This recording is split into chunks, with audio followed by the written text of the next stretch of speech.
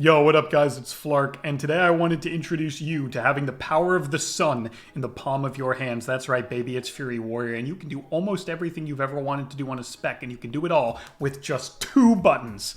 That's right, Bloodthirst and Rampage. Takes Raging Blow out of the equation with this build, and the build is absolutely monstrous.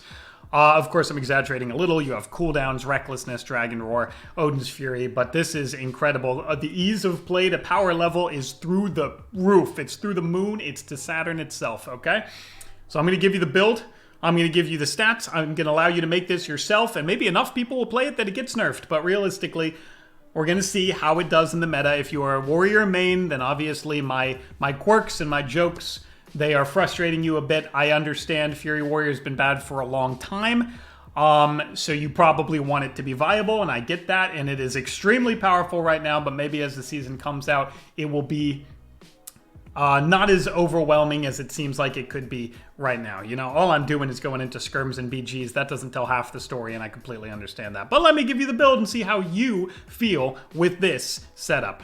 Starting with gear, and you go to this building right here, this one with all the PvP stuff. You buy a full set of honor gear and you make it all have haste and verse. Now verse comes with the PvP gear, so part of that is already done for you. The rest of the things that you have to do is just find all the gear with haste on it. And when a gear does not have haste on it, put a piece with crit. For example, your second ring or your gloves, right? There's one more, your helmet, yep. So you take all of the pieces that you can put haste on it, and you get the haste first piece. And then all the pieces that you cannot find with haste on it, you just grab the crit piece. That's because you have this gushing wound talent that procs off of crits, and you have some crit damage modifiers if you go the spear route, and crit is just pretty useful in general for Fury Warriors.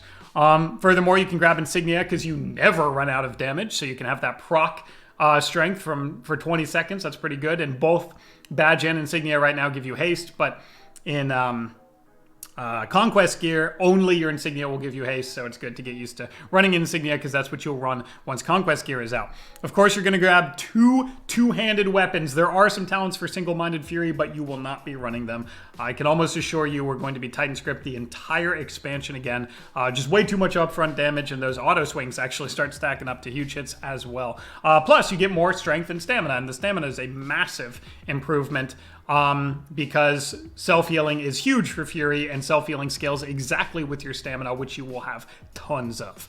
Then for enchants, just buy whatever. I mean, come on, it's preseason, guys. Let's just buy whatever you want that you can afford. Eventually, you're going to get those weapon enchants. We'll talk about that in the season guide. And right now, I just grabbed the speed stuff because you have some movement speed modifiers as Fury in your talents, and when you grab the speed stuff on your cloak and on your bracers, you get even faster, and zug zug, baby. I mean, that's what you're gonna do, so congratulations. Now you can do it faster. And that's your gear. Realistically, we don't have to worry about legendaries and borrowed power. That shit is all gone, so let's just do this and finally grab a medallion, not adaptation. Most people don't have to hear that, but if you are one of those that has to hear that, well, then I'm glad that I told it to you. So, good. Talents. This is the real meat of it. So, this build, and we're going to start right at the bottom, this build uses Annihilator. You have so much haste from your gear, from your talents, and so many attack speed modifiers that this cranks, and also you can, with a setup that we'll get to in a second, empower all your Bloodthirsts to hit really, really hard. If you don't have to Raging Blow, it's only Bloodthirst that you're pressing. Generate Fury, and then Rampage, Bloodthirst, Bloodthirst, Rampage, Bloodthirst, Bloodthirst, and you never have to stop doing that. So you don't have any room for Raging Blow in your rotation if you play like that, and thus you run Annihilator to replace it with a passive that actually hammers and generates so much rage, like I was just talking about, that you can just do that 1-2 punch. Rampage, Bloodthirst, Bloodthirst. Rampage, Bloodthirst, Bloodthirst. That's what your rotation is going to be. I'll show you on the dummies at the end of this. So you actually do need this Annihilator talent. You can replace Raging Blow on your bar with Slam, though you'll almost never press it. And I'm not kidding about that. It is absolutely insane. But here is the other part of that. So again, going down the Annihilator line, and you're ending with Annihilator right here. Then you're going to go down, grab Reckless Abandon. Reckless Abandon is not what it used to be. It used to be Wreck empowers your Bloodthirsts. Now it's Rampage greatly empowers your next 2 Bloodthirsts, and that's not as many Bloodthirsts, except you rampage all the time. It's not just like Recklessness, where you have it on a long cooldown. Rampage, you can just press every time you hit 100 rage, which, spoiler alert, is always. So now, all of your Bloodthirsts are empowered. So all of your Bloodthirsts are getting that huge chunk damage, and they're healing you for a ton, which means you're an Immortal God class whose rotation fundamentally keeps it alive and kills the enemy team. Incredible, right? So Reckless Abandon does that, and of course, you're going to be rampaging so much with all that Fury gen from both Annihilator and all the Bloodthirsts that you're pressing, you're going to be rampaging enough to give you Unbridled Ferocity value, because now you're going to get Recklessness, which again gives you that crit chance, starts proccing the Gushing Wounds, which we'll get to that package in a second, and does an enormous amount of damage and rage generation for more rampages, and the cycle continues, blah, blah, blah, blah, blah. Okay, fantastic. So that's Reckless Abandon on this talent choice, not Anger Management. And then you're going to the left side here, you've got Unbridled Ferocity. Okay, now Odin's Fury, this is a massive grab. This cleaves everybody, and it applies your first bleed, which we're going to talk about. There's a bleed package as well in all this madness. But this does a ton of AoE damage and applies an AoE bleed. And you can get the auto attack speed for high single target pressure. This is auto attack damage and speed, though it is nerfed in PvP. So because it's nerfed in PvP, you can actually grab a Titanic Rage if you are going to be doing any cleaving at all. You can swap over to that. If it's totally single target, like maybe just all in 2s, you would play Dancing Blades. But if not, you're running Titanic Rage. If you're cleaving at all, what this does is enrages you, which is great. You know how valuable that is as Fury. Does more damage, which is great. But then it generates Whirlwind sacks. So you can go right from Odin's Fury to a Rampage, and the Rampage will cleave everybody and apply your Mortal Strike effect from Slaughterhouse to everybody. And then your Bloodthirst will cleave, and then you can Whirlwind again, and then you can get another cleave Rampage out. And there's the 8 stack on everybody from your Slaughterhouse. Wow. So those are the capstones you're going. Let's talk about some of the packages. So first we got the Bloodthirst package. And all the Bloodthirst package does is modify Bloodthirst in all sorts of ways. Crit chance here. Cooldown reduction there. That's really important because you're pressing it over and over. Here's some of the bleed damage that I was talking about. This increases your bleed damage of Gushing Wound, Thunderous War, which we're running, and Odin's Fury. Right, and then here's that other bleed that I was talking about, Bloodthirst critical strikes, and that's where that crit modifier comes in. You need critical strike to make sure that Cold Steel Hot Blood happens as often as possible, but it applies a Gushing Wound, which is another bleed, which does damage and also heals you, and it does heal you for a lot.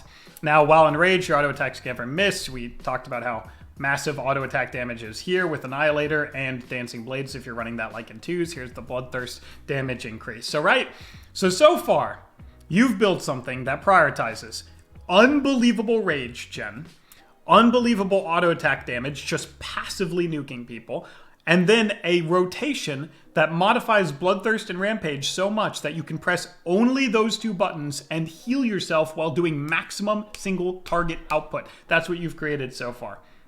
Then you can grab the Annihilator damage increase. There are some other Raging Blow increases down here, but they do not modify Annihilator in any way. So you actually just grab the one that says it does modify Annihilator. Furthermore, Sudden Death proc just gives you a big execute. Of course, you have to go into Rampage, and here's a haste modifier, and there's Recklessness, your main cooldown, and then everything up at the top is just rotational, right? It is just part of your core mechanics. So when it comes to any spec, you're always taking this stuff at the top. It is just what, I mean, look at this. And Rage increases your haste by 15%. That's why Fury feels so smooth to play. And there's that movement speed modifier. There's another one right over here. There's another one. So that's why it's so hard to peel Fury. That's why it's so smooth in the rotation, so aggressive, so constant. It is inevitable snap, right? That is how Fury plays. Okay. So that's the right side. On the left side, there's so much utility. I'm going to talk about some of the things that Clapper linked to me in his build. He's a multi-rank 1 warrior. Very important utility. You can drop off. I'm in like the entirely aggressive side right now. I even have sidearm because, like I said, you have so many auto attacks so fast, and then they do actual damage. I can show you my last one. Sidearm added an extra 4% damage, which for one talent is not terrible at all. That's pretty crazy that it does that much.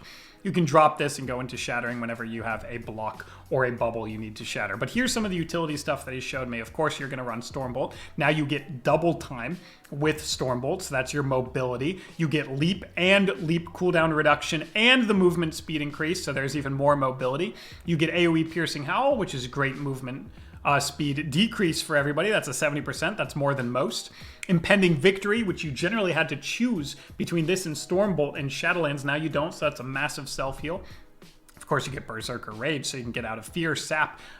This is Sap from a Rogue, Fear from, well, so many classes have Fear. Warrior, Lock, Shadow Priest, right? You have Intervene, which is a non-negotiable friendly target utility, right? So it's been nerfed before, but it's still so valuable. When you press this against every melee attack, it's just soaked. And since you're so tanky, that can be very, very valuable to keep a teammate alive. It's also ranged attacks from like a hunter, like aim shot. Rallying Cry, this is very, very impactful. And then you buff it with Inspiring Presence. You do not go Second Wind. You buff Rallying Cry, so you have another answer. Like if you guys are in trouble, you can rally and, you know, get a second wind, give yourself another chance to heal up, and all max health based heals are now increased by a lot with Inspiring Presence and Rallying Cry, and Fury has those, DK has those. Of course, Fury Warriors and DKs will be playing together in the Fabled Comp TSG. Now you're going to grab your Fear and Spell Reflect. These are no-brainers. Spell Reflect reflects the first spell cast and then actually reduces damage taken for 5 seconds. It used to be until you reflected a spell, but now it's the full 5 seconds. That's really good. So it's just a magic damage reduction, a little bit of a wall against those. Fear is your CC, like you know. And then you've got some survivability options down here. Bitter Immunity is fantastic. It gives you a heal, but it also gets rid of really important things like diseases, poisons. For wound poison, you can use the wound poison removal, get the 20% heal that's now no longer MS'd, and then bloodthirst yourself, right? And get a massive heal outside of and you can take off Shiv, I think. Might be able to take off Shiv as well if it's classified as a poison. Curses, on the other hand, I mean, lock curses are very vile to deal with as a warrior, because that Curse of Exhaustion, when it's empowered, is like a 70% slow and you're just not even moving, right? So getting that off is important. Getting DK disease is not quite as much, but it can matter. If he doesn't have a rune at the moment and he lets it drop for a little while, that actually matters, especially if they're running the disease build. You can even remove probably Unholy Blight, maybe even Crypt Fever. Bitter Immunity does take a lot of stuff off. 3-minute cooldown, but it is a nice panic button. Of course, you're going to run it. You got some haste and auto attack modifiers. We've talked about this, but this is the real stuff. So 2 capstones that you're going to go down. 1 is Avatar. Avatar is so important. It is a huge damage modifier. It gets you out of roots, which is great. As a warrior, you don't have a lot of root breaks, and roots can be very damaging. It does another valuable thing, though, in that when you press it, it gives you an Odin's Fury. But then when you press Odin's Fury, it gives you an Avatar. So now you have another Odin's Fury, another application of the Odin's Fury Bleed, which you know you have modifiers for, and you have another Avatar. When then you press Odin's Fury, you can get another damage modifier, rather. So that's more cooldowns, more Odin's Fury damage, more Odin's Fury Bleed, and more Odin's Fury Whirlwind charges from Titanic Rage, which allows you to apply Rampage to everybody and Immortal Strike effect to everybody. I wish DK was this good, man. No worries. Sure, Thunderous Roar. This is just an instant high damaging AoE ability that applies a bleed on them, and like we said, we have these bleed modifiers that makes this do a ton of damage. But you can even go into Thunderous Words and make all of your bleed effects stronger, which I've shown you all the bleed effects. That's extremely impactful, and then you can reduce the cooldown. But if you're more of a spear gamer, so you want to trap somebody in a fear to peel for a caster, maybe to play Turbo, because Turbo loves the lockdown. Turbo doesn't quite have the lockdown that Chains or AoE stun from a DK has, right? And you still do have double grip as a DK, so there's a lot more lockdown in that comp, but Turbo doesn't have it. Turbo likes to put people in spears and go to town, so you can easily swap off. Instead of, look at this, they're formatted the exact same way. Talent, talent, talent, talent, right? You see how it bridges off like that? So you can just take them out. and put them over here. Now you do lose the haste modifiers and the attack modifiers here from Wild Strikes, attack speed modifiers from Wild Strikes, which is a bummer, to be sure. But you get Spear, and you know how good Spear is if you played Shadowlands at all. If you're just coming back to the game, this is a complete lockdown ability. You put down a Spear on the ground, and then everybody's tethered to it, trapped in it. Against Turbo, being trapped in Turbo's burst is very terrifying, but it even gives you upfront damage because the Spear instant damage is increased by 50%, and then it increases your crit damage, which is nerfed in a PvP environment, but you have a lot of crit, you have a lot of crit modifiers, recklessness, and that will crank, as well as, of course, increasing the duration, which allows you to trap them for longer. So you can do either that, or, so this, or watch this, this is how you swap it over, bada boom, simple. Okay, so that's all the talents. We're going to get into some comical gameplay, and that's everything I got for you in Fury Warrior. This build is so effortless to pick up, but just in case you are not buying how easy this is to play, here's Recklessness, here's Odin's Fury. This has my burst macro. I'll show you that, because I know a lot of people ask. Of course, I just put in Avatar, which is off the global, Blood Fury, which is my racial, and my badge, which I don't think I've updated since I hit level 70. But it doesn't matter because I'm running in Insignia. But if you ever, I keep a badge in my one-shot macros because if I ever like, I want to go all in, I can just change this. So I would change the name. And then you have a badge in your one-shot macro. But all this is Wreck, Avatar, and Blood Fury. So I knew people were going to ask. So there's your one-shot macro. There's Odin's Fury, and there's Thunderous Roar. Everything else I'm going to do when I do my rotation on this dummy is 1-1-1-1-E. 1-1-E. 1-1-E. 1-1-E. Just watch. Just watch. Watch me do it. Charge. Every cooldown. Rampage. Odin's Fury. 1-E. 1-1-E. 1-1-E. Do you see the power? I didn't even press Thunderous Roar in it because I wanted to show you the rotation, right? 1-E. 1-1-E. 50k single target. Okay, yeah, so that is how it plays. I didn't even do, so if you want the actual order, here's your one-shot macro. You'd press that first. Then there's that Rampage. Then you would probably Thunderous Roar first before Odin's Fury because you get that proc Odin's Fury from Avatar. So you would go one-shot macro, Wreck Avatar, Thunderous Roar after the first Rampage. Then once your Odin's Fury bleed falls off, reapply it, get more Avatar, then just do the 1-1-E, 1-1-E, 1-1-E. I mean, honestly, you could probably do any of that in any order, but if you wanted to be perfectionist, and I know a lot of people who watch my videos love the perfectionist, that's how you would do it. One shot, Thunderous Roar, wait a bit, Odin's Fury, and then the 1-E combo. You don't even really have to press slam. 50k DPS single target. Sure. All right, go next. See you, boys. Lead, slowing him, popping every cooldown. Dodge me, bro. Damn. Triple Fear. Switching off of Paints Up. Rampaging. Popping my... Ow! I'm fine. I am completely fine. I don't know why you think I'm not fine, because I am. I'm fine. Bolt this guy. Try and get Bub here. Charge this! Stop dying, coward! Huge damn. I don't have Shatter. I'm so bad. Oh, he's worse though. No worries. Scripted. Rampaging.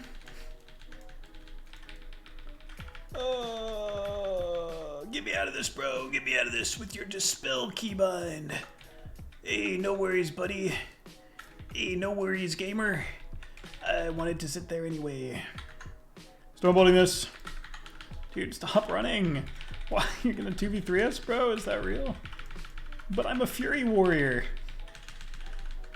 That's not what happens here. Dude, you have so much haste playing this spec. Oh my god. I'm never gonna be able to play DK again. Why is this guy playing it out?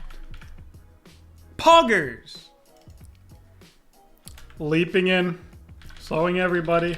Popping every offensive cooldown. It's already over. Trinket this. Stormbolt again. Big down. Holy shit, dude. What is this spec? Do not fret if you guys die. I will probably be able to win it. Don't worry, Surf Pork. You may be dead over there, but I should still be able to win it. Topping myself.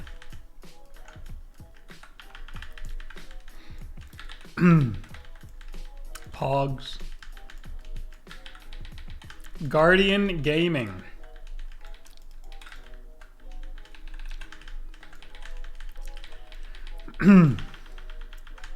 Immortal and pressing one button to win, huh, Mr. Guardian Druid?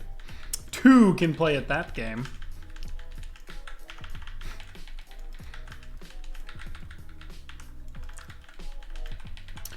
Oh, hey, my hunter is kind of beast mode. My Ardrid was not as beast mode. Bummer. Nuts. Okay. Walling is fearing the buff. Trinket this. Oh, I shouldn't have trinketed that. I'm so bad. Winnable though? Despite my hubris. Okay, we got both of his, right? So now we just have to kill one of them. Okay. Okay. Oh! Oh! Okay. Pressing one button. Pressing it many times in a row. Swapping this guy to press a button! Dude, why is it hitting for 40,000? Come back. It's just a heal. Why is my heal hitting for 40,000?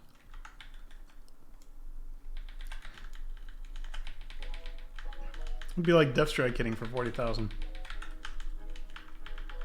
Pog. Buff Death Strike. Then you get a lot of haste. It's really fun.